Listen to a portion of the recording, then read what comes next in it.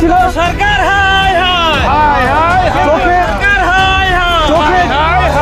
দেখতে পাচ্ছি যে দেশে বিজেপি সরকারের শাসনে আমরা ভারতবাসীরা সেফ নেই, আমরা এখানে নিরাপত্তাহীনভাবে ভুগছি।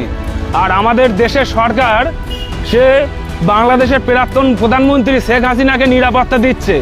আমরা লজ্জায় আমাদের মাথায় হ্যাট হয়ে যাচ্ছে। তাই আমরা এই যে কাশ্মীরে যে একটা ঘটনা ঘটেছে, যেখানে 27 জনের জীবন চলে গেছে, সেখান থেকে আমরা লজ্জায় আর কি আমাদের মাথায় হ্যাট হয়ে যাচ্ছে এই সরকারের জন্য। তাই আমরা আজকে রাস্তায় নেমেছি, আমরা আজকে মোমবাতি মিছিলে অংশগ্রহণ করেছি। আজকে আপনাদের এই মিছিল থেকে কি দাবি জানাবেন সরকারের কাছে?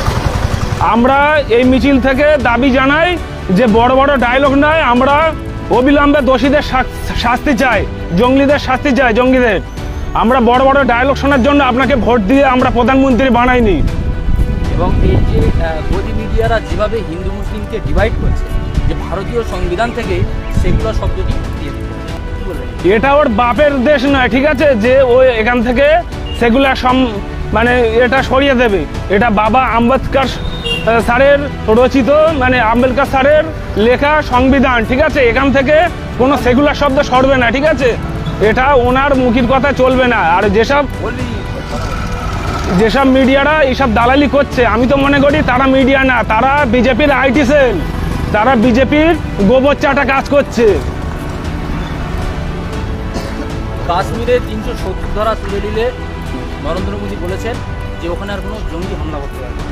ওটা শুধু মোদির ডায়লগ মাত্র। মোদি বাবু ওরকম বহুত বড় বড় ডায়লগ দেয় যে দেশ থেকে কালো মানে ধন আমরা উদ্ধার করার জন্য নোটবন্দি করলো। কোথায় গেল সেই নোটবন্দির কালো টাকা, কোথায় গেল?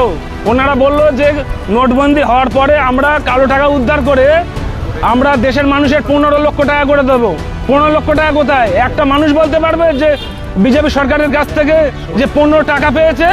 1 টাকাও পাইনি। শুধু মোদিবাবুর ডায়লগে আমরা আর চুপ থাকবো না। বেশ বেশ বেশ, ধন্যবাদ। আপনার নাম? আমার নাম মিরাজ আলী মোল্লা, প্রিয় বাংলাদেশী ফেসবুক গ্রুপের অ্যাডমিন। কি বলবেন আজকের এই মিছিল কি জন্য আয়োজন করেছে? আপনারা নিশ্চয়ই জানেন যে কী রকম একটা বর্বরোচিত ঘটনা ঘটে গিয়েছে কাশ্মীরের পেহেলগামে। আমরা এর তীব্র নিন্দা জানাচ্ছি এবং এর দোষীদের শাস্তি চাই। যে সন্ত্রাসী হামলা হয়েছে, যে 27 জন নিহত হয়েছেন, আমরা সেই পরিবারের প্রতি সমবেদনা জানাই।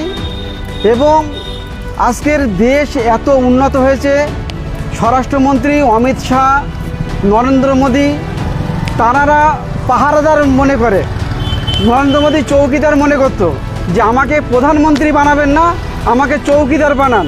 তিনি বলেছিলেন আমি দেশ চৌকি দেব।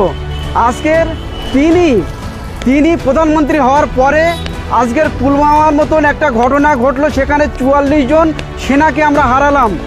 সেই 350 কেজি RDX কোথা থেকে এলো আজও পর্যন্ত তার কুল কিনারা হয়নি। তারা আবার তারা পাকিস্তানে চলে গেল। তাহলে অমিত শাহ, তিনি যে গৃহমন্ত্রী, তিনি তো বর্ডার সিকিউরিটি ফোর্সের তিনি তো মেন, কারণ তিনি আজকের ভারতবাসীকে সুরক্ষা দিতে ব্যর্থ।